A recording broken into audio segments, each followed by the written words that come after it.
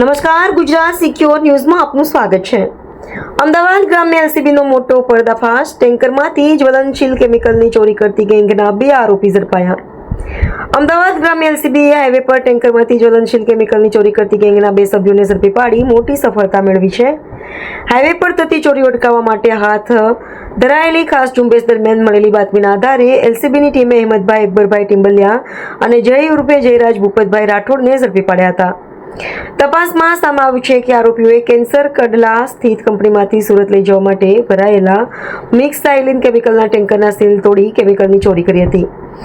આરોપીઓએ ટ્રાન્સપોર્ટર અને કંપની સાથે વિશ્વાસઘાત કરી ચોરી કરાયેલા કેમિકલ અને વાસણોમાં સંગ્રહ કર્યો હોવાનું બહાર આવ્યું છે। અમદાવાદ ગ્રામ્ય એલસીબીએ આરોપીઓ પાસેથી કેમિકલ બેરલ, કેરબા, મોબાઈલ ફોન, ટેન્કર સહિત કુલ ₹34.40 લાખનો મુદ્દામાલ જપ્ત કર્યો છે। આ અંગે બગોદરા પોલીસ સ્ટેશનમાં ગુનો નોંધવામાં આવ્યો છે અને સંડોવાયેલા શખ્સોની સંડોવણી અંગે વધુ તપાસ હાથ ધરવામાં આવી રહી છે। Reporter Ramesh Solanki, Gujarat secure news, Bagodara.